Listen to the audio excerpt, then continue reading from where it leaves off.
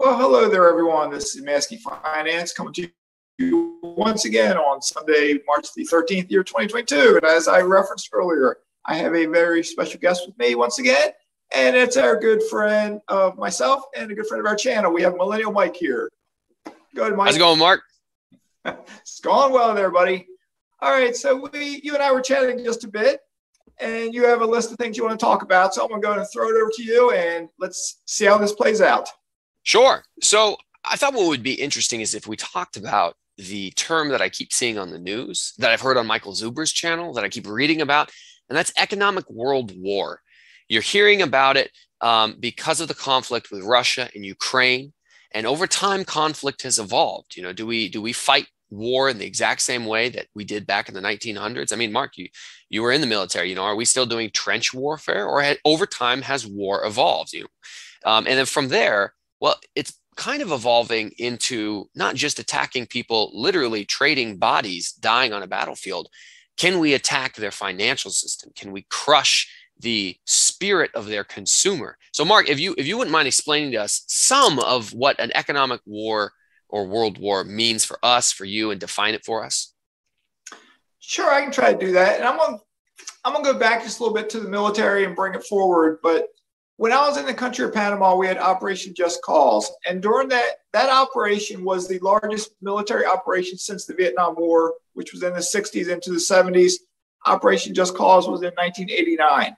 It was a very short war, but it was the beginning of urban warfare because a lot of it took place in a city. You had snipers. You didn't have the jungle. You had the city.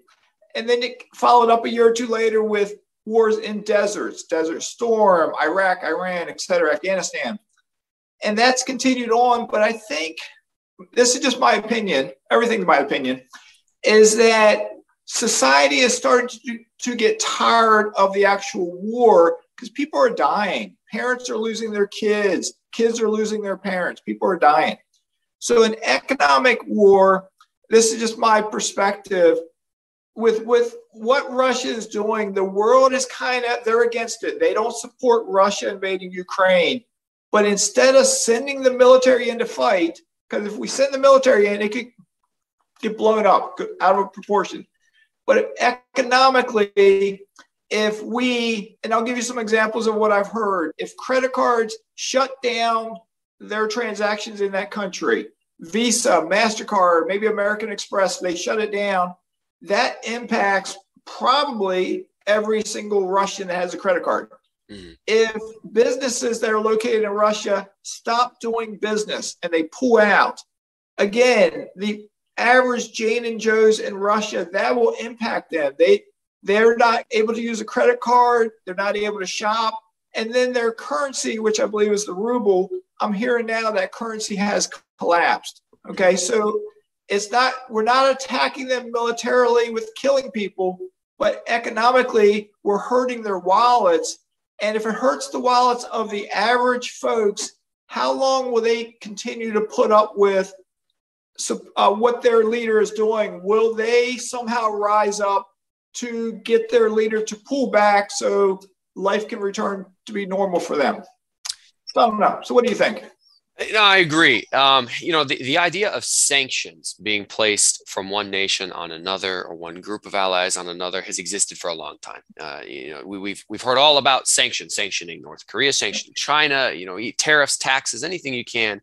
As Mark mentioned, if you go into a true physical confrontation, you're escalating to the highest level of force possible, right? I mean, we're police officers. We know about use of force and the way that force escalates. Physical confrontation is the highest level of force possible. So below that, economic confrontation, or, this is still a last attempt at calming people down before it becomes more. And I don't want to be disrespectful to people in Ukraine who are actively fighting, but before NATO allies become physically confrontational with Russia. Yes, we're trying to apply pressure, or companies and governments are trying to apply pressure to the everyday average Russian citizen with the hopes that those people apply pressure on their government.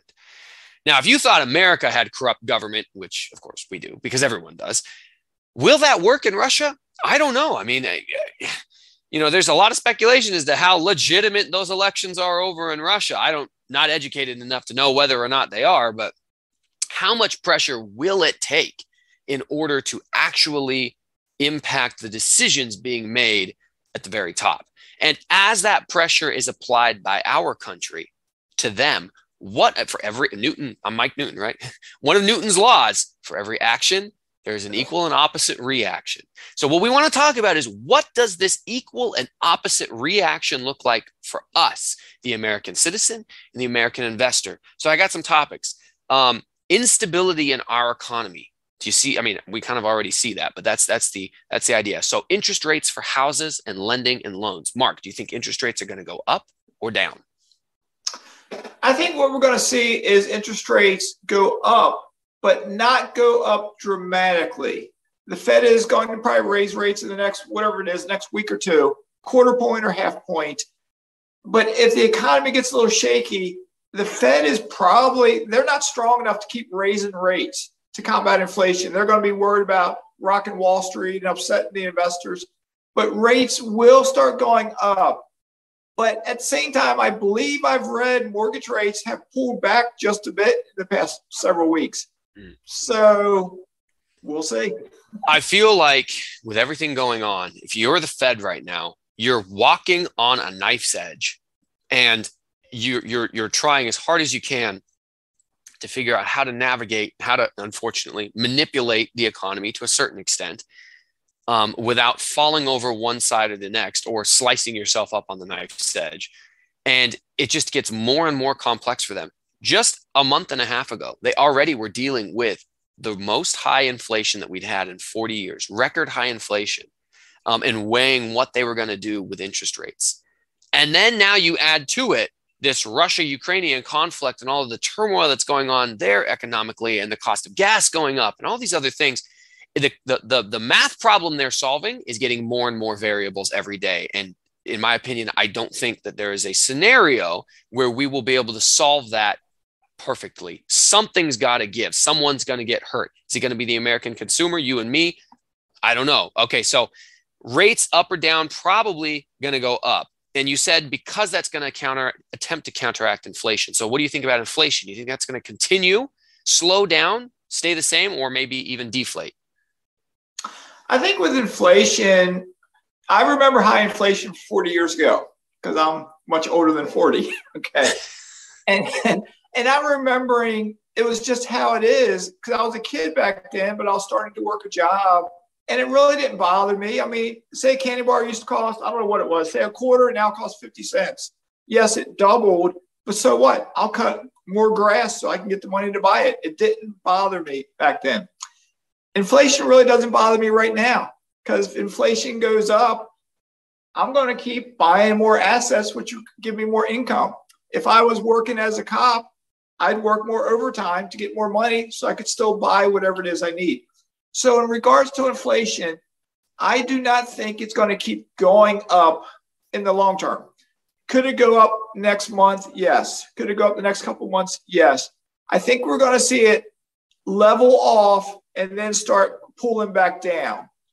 I think the Fed has said their ideal inflation rate is like 2%. Maybe they're adjusting it to 3%. Yep. I think it'll be a long time, though, till we get that low again. But we're not going to maintain that 10, 11. I can see us going 9, 8, 7, 6, 5, and somewhere around there. And I hope that you are correct, because if you aren't, that will be catastrophic. I mean, most people, even just after 1 year. And again, the number that was released was that by the CPI, Consumer Price Index, was that there was a 7.9% inflation year over year, December to December, 2020 to 2021. That was the number that was released. Whether that number is true, or maybe it's been doctored, or maybe they figured out how to make it look a little bit better, that's what they did release. And even that, people can't take another year of that. We can't take gas prices going up another $2. We can't take, in my opinion, bacon doubling again. Oh, my breakfast, it's killing me.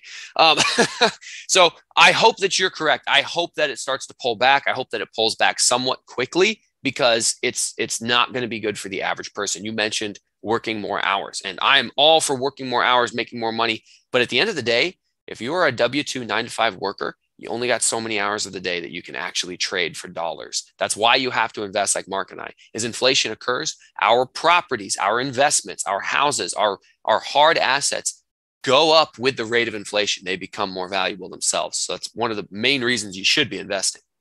All right. So with that, housing prices, Mark, you think they're going up, down, slowing? What's going on with our extremely crazy housing market? I think what we're going to see is housing is going to stabilize. Where I live in South Florida, it's probably just like it is up in the Northwest. Housing prices are crazy here. You've heard me talk about my house. I bought it for $550,000. I was told not long ago it would sell for $800,000. Now I'm being told it might sell for $1 million to $1.1 million. That cannot continue because there's only so many wealthy people from Boston, New York that can move to where I'm at in Florida. So prices cannot keep going up because look at California. The average worker cannot afford to buy a house in California. But I don't think housing prices are going to pull back. I think we're going to see housing prices stabilize wherever they're at. To generalize for the entire country, they're going to stabilize and maybe rise at a slower rate or maybe drop just a little bit. But now local markets, anything can happen because local market, real estate, you got the whole country, but then you got each local market. So certain markets, housing prices may drop or housing prices may continue to go up. Yeah, I think you're right about that. So, I mean, one of the things that you factor in with real estate is, we don't buy for appreciation, but anybody will always talk about how, you can pretty much count on your real estate appreciating about 3% a year, which is funny because that's about the exact same rate that inflation is being targeted for. So, real estate usually mirrors inflation. Now, as markets get hotter or they slow down, you can see way faster appreciation than that. Very rarely do you see depreciation. Our housing cost is going to go up. Well, like Mark said, there is an upper limit, right? I think a regular mortgage is like up to $800,000. And then from there, after $800,000, it becomes what's called like a jumbo loan. And less people can qualify for that amount of money to be lent to them. So just basic supply and demand curves. There may be a huge demand for these houses, but if they get too expensive, the demand will drop off because less and less people can afford to buy that house. And as the demand drops off, well, then that supply has to come down in price because the remaining people have to act. You can't sell your house for $5 million if there's no one to buy it, essentially. You have to have it priced low enough that someone can actually afford to buy it. So there is an upper limit. Some markets are going to hit it sooner than others. Your $1.1 million house potentially is probably hitting that upper limit. But the houses where we're at in Gary, Indiana, they've got a lot of room to move up in other parts of the country. Okay, so housing prices, inflation, and rates. What about lending restrictions? Do you think that lenders will get tougher on borrowing to investors and homeowners, or what do you think is going to happen there? Okay, with lenders, if I think about when we have had recessions, and I wasn't a real estate investor back when we had them, what I know about them, lending banks get scared when recessions occur. So yes, if a recession does occur, I think lenders will get stricter and tighter standards to get a mortgage. That will impact folks trying to buy, say, their first home. As real estate investors, as I said in a different video, we have options. We can go non-QM instead of the conventional. But non-QM, I don't think they will tighten their standards because I think they'll start getting more business than ever, and they'll want that business. They don't have all these regulations, so for investors, I think we'll be okay. For the beginning investor who doesn't know about non-QM, or for the millennial trying to buy their first house, it may get a little tougher for them. Yeah, I think you hit that one on the head right there. I think folks like you and I who know enough to go to a non-QM, and there are non-QM, what QM stands for is qualified mortgage, non-qualified mortgages that have competitive interest rates with traditional mortgages, and they will give you 30-year fixed rate money. This didn't always exist. This is a somewhat newer concept that there's more and more of these non-qualified mortgage lenders willing to give you 30-year fixed rate debt at a competitive interest rate. It's not going to be as good as your owner occupied or even your traditional finance. If I'm getting a 4%, that non-QM is probably 5 to 6, but that's way better than 8 to 10%. And I can get it fixed over time for 30 years. Yes, please. So for the moderately skilled to advanced level real estate investors, they're going to be smart enough to take advantage of that. The entry level homeowner or the first time investor, it's going to get more and more difficult for those people as lending restrictions tighten, because the banks are a little more scared of lending to someone who isn't as economically stable as Mark or I am. So lending restrictions. Last thing, the pain at the pump, gas. Now, unfortunately, not everybody who watches Mark's channel or watches my channel had the foresight to begin investing in oil a year ago.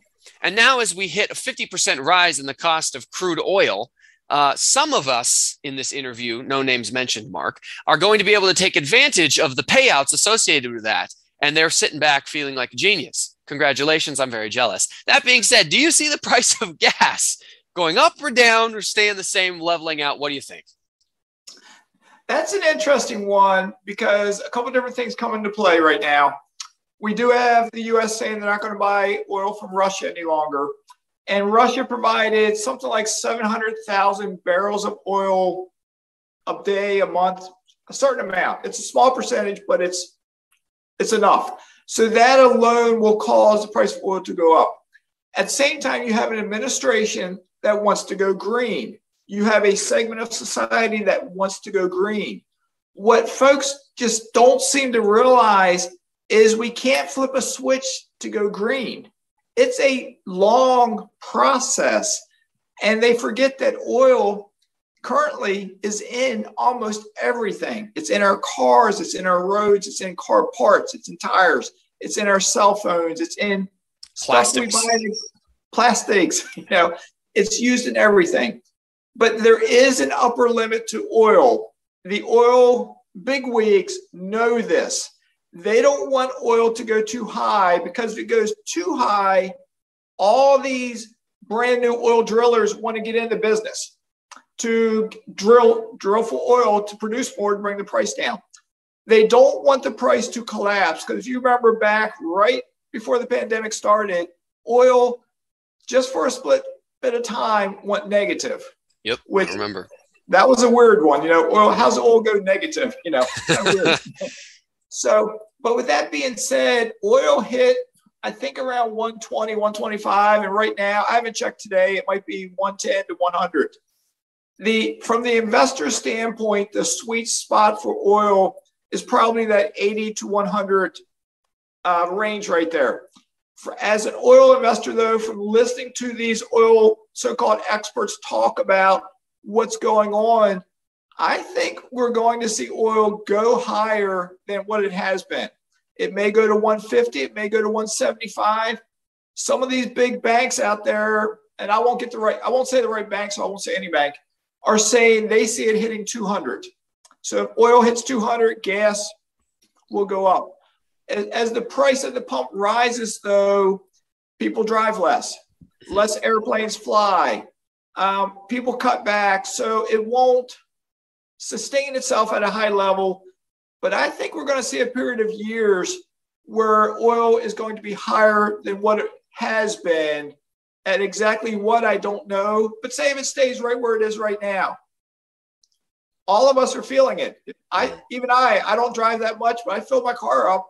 It costs me more now to fill my car up. Mm-hmm. Yeah. I think this is probably one of the biggest impactors on an everyday average American. The price at the pump is painful, very painful. Just 2 years ago, you could get gas for $2 a gallon, and now it's $4.50, $4.40 here in Washington. It's just crazy. And that is going to frustrate people, and understandably so. It's a very expensive cost that most people have to deal with on a daily basis. And even if you do your best to cut back and try to drive less, it's just hard and difficult and painful. And what we're going to do about it, like you said, government's in a tough spot. A group of people really want to go green. They're anti-drilling in America. They're anti-pipelines and all these types of things. Another group of people also say, well, we don't want to spend $5 a gas a gallon. And, at what point are people from one camp going to start moving to the next as economic pain impacts the average everyday investor and consumer? I guess time will tell. But again, what you said there about these bigwig oil guys wanting oil to go up, but not to go up too high, all I hear is everyone in every sector, lenders trying to make sure they can still make money, the oil guys trying to make sure they can make money, the government, the Fed, we're all standing on a knife's edge. And we're very, very carefully trying to take that next step forward without falling off on either side or getting sliced right down the middle. Someone, something, somewhere, somehow is going to make a mistake, or there's going to be some sort of breakdown in the system, and it's going to be painful. I do believe a recession is going to happen. I don't know when. I don't know exactly how it's going to be caused, but it's just part of the business cycle. Naturally, it will happen at some point. How ugly and big and nasty it's going to be, I don't know. We certainly have set the stage just with our conversation today. So, Mark, I think that's all the questions I got for you. I'll listen to your final thoughts. Sure. One last thing on oil. To drill for oil, you have to have an oil rig. Pre-pandemic, 2019, early 2020, the United States got up to something like 950 some oil rigs all around the U.S. that were drilling. During the pandemic, it dropped down to like 200 rigs. Right now, we're up to maybe 500, 550 rigs. We're at roughly half the amount of rigs that we had 2 years ago. As Americans, we have a stronger appetite for oil now than we did pre-pandemic. People are driving more. People are buying more. We need the oil. The oil reserves are out there. They have new technology, and they know the reserves that are spread throughout this country, the Midwest, Pennsylvania, even here in Florida, out on the West Coast, oil and natural gas. We have the natural resources. Now, with that being said, the oil CEOs of the two companies I invest with both say the same thing. Oil is a finite resource. It will not last forever, but we have enough oil to easily ride out decades longer, like 3, 4, 5 decades. So we have plenty of time to perfect going green. And both will say, one will say it's stronger than the other, that they support going green because they know we have to, not for them, but for their grandkids. So we got to go green, but we can't turn the switch today to stop oil because we need oil to maintain our existence, basically. Right. So I agree. All right. So anyway, you got any last thoughts you want to talk about, or you want to wrap this up? As always, everybody, you should follow Mark's channel. He does a very good job of breaking down topics for you, for me, on a daily basis. He's accessible to everyone. I just referred a friend of mine who's an investor, owns 1 duplex to your channel. He was talking to me about what the next step he could take to be a better investor and get more properties. And I said, networking with people who care about you and aren't trying to sell you things. And I said, you should watch my mentor Mark's channel. I sent him a link. I said, comment on his videos, because eventually you'll develop a conversation with Mark. You'll get Mark's email. Mark will probably invite you into our group chat. You'll get the blessing from the master, and you will do better, as every single person who has come in contact with our mastermind group and your channel, if they could just get there, eventually they're going to get a rental, like Darius and like Evan and like all these. It'll happen if you just put yourself around people who talk about it daily. So follow Mark, please. It's good for you, and it supports him, supports me. So please. All right. Sounds good, Mike. Thanks so much now, buddy.